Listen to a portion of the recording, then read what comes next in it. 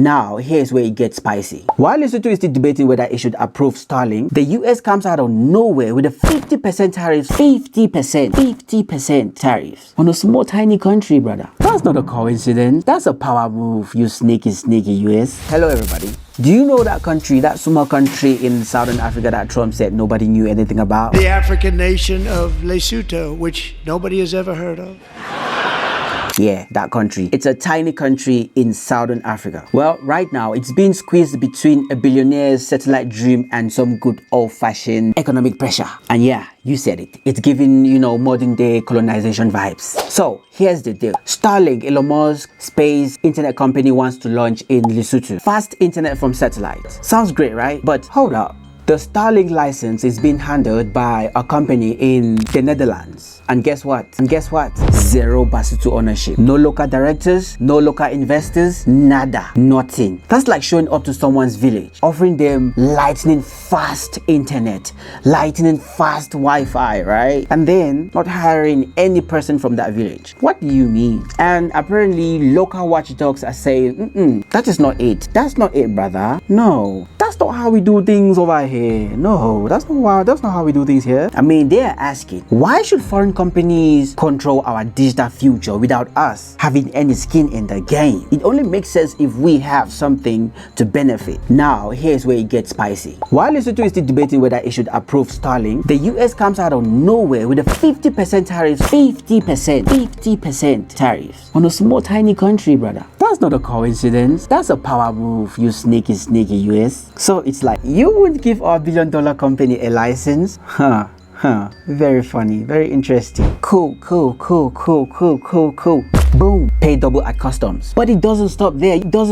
You would think for a small country like Lesotho, they will punish them for not allowing Starlink to be established there. But then they will see that it's a small country and then hold some punishments back. No, it doesn't stop there. The US has this deal called AGOA, the African Growth and Opportunity Act. Basically, it allows African countries to export to the US with zero tariffs. Well, if they stay in America's economic good books. Only if they stay in America's economic good books. AGOA is a collection of countries, African countries, that can export goods to the US tariff free only if they stay in America's economic good books.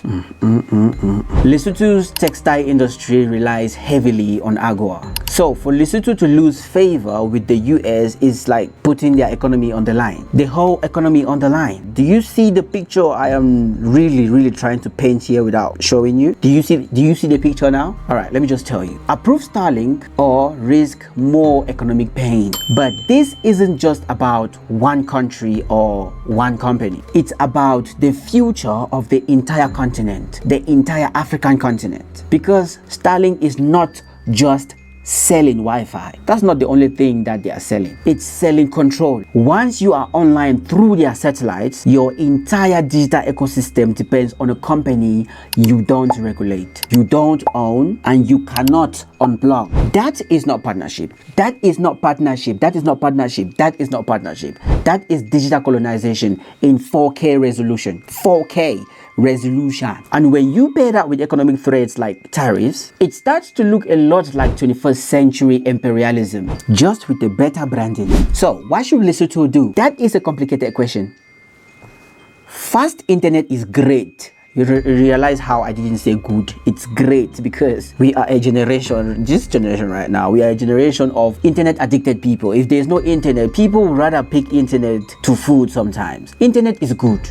Fast internet is great, but not at the cost of sovereignty. So you're not going to sacrifice having fast internet and then just let anybody put hands in your country, any external person just come and put hand in your country. This person, because whatever they like in your country, just come in and take.